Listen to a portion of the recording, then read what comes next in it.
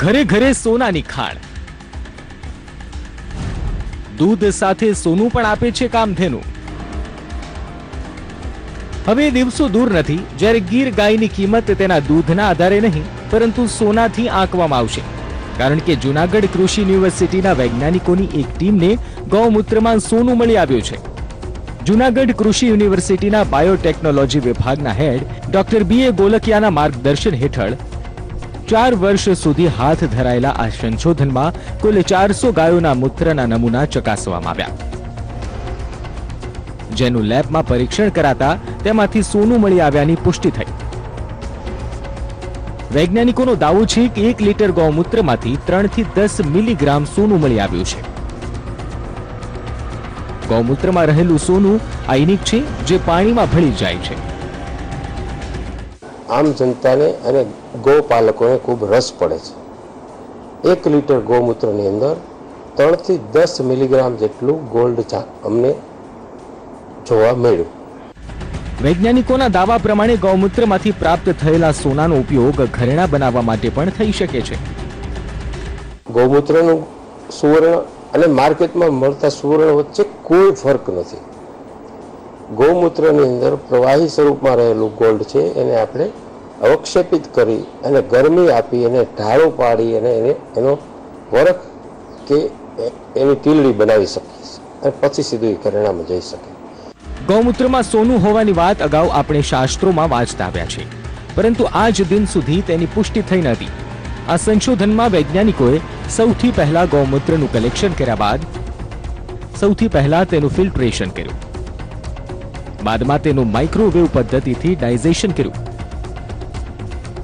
અને છેલ્લા તબક્કામાં ગૌમૂત્રનું ICP-MS એટલે કે ઇન્ડક્ટિવ કપલ્ડ પ્લાઝમા સ્પેક્ટ્રોમીટર પદ્ધતિથી એનાલિસિસ કરવામાં આવ્યું। મૂત્ર છે એક કોમ્પ્લેક્સ સેમ્પલ છે, એની અંદર બીજું ઘણું બધું રહેતું હોય છે। જે સૌથી પહેલાં એની અંદર જે કંઈ તત્વો છે એને અમારે લિક્વિડ ફોર્મમાં લઈ આવવા પડતા હોય છે। જે સોલિડ ફોર્મમાં હોય તેને લિક્વિડ ફોર્મમાં લઈ આવવા પડતા હોય છે। પછી તેમનું એનાલિસિસ કરી પ્રોસેસ કરી તેમને અને તેમને અમે ઇન્સ્ટ્રુમેન્ટ જે અમારી પાસે ICP-MS છે, ઇન્ડક્ટિવ કપલ્ડ પ્લાઝમા માસ સ્પેક્ટ્રોમેટ્રી જે ઇન્સ્ટ્રુમેન્ટ છે તેની અંદર અમે એનું એનાલિસિસ કરેલું, તેની અંદર અમને ગોલ્ડ ડિટેક્ટ થયેલું છે। વૈજ્ઞાનિકોએ આ પ્રકારે અન્ય પ્રાણીઓના યુરિન પર પણ સંશોધન કર્યું, પરંતુ તેમાંથી સોનું મળી આવ્યું નથી।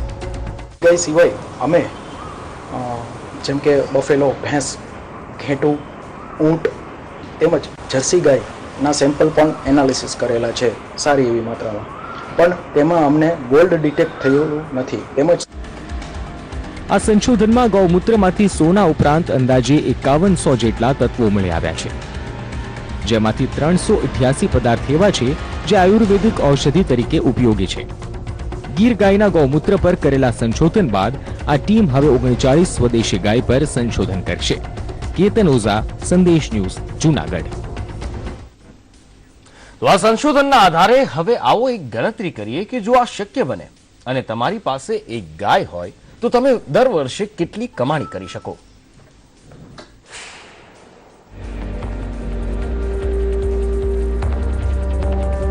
જૂનાગઢ કૃષિ યુનિવર્સિટીના દાવા પ્રમાણે 1 લીટર ગૌમૂત્રમાંથી સરેરાશ 3 થી 10 મિલીગ્રામ સોનું મળી આવે છે। જો આપણે પ્રતિ લીટર ગૌમૂત્રે 10 મિલીગ્રામ સોનું માપદંડ ગણીને ચાલીએ તો એક સ્વસ્થ ગીર ગાય દિવસમાં સરેરાશ 8 લીટર યુરિન આપે છે। એટલે ગણતરી માંડીએ તો એક ગાય દિવસ દરમિયાન સરેરાશ 80 મિલીગ્રામ સોનું આપે છે। આથી હાલની સોનાની બજાર કિંમત પ્રમાણે ₹240, એટલે દર મહિને ₹7200નું સોનું મળે છે। એટલે કે એક ગાય દર વર્ષે 86,400નું સોનું આપી શકે છે। બ્યુરો રિપોર્ટ, સંદેશ ન્યૂઝ।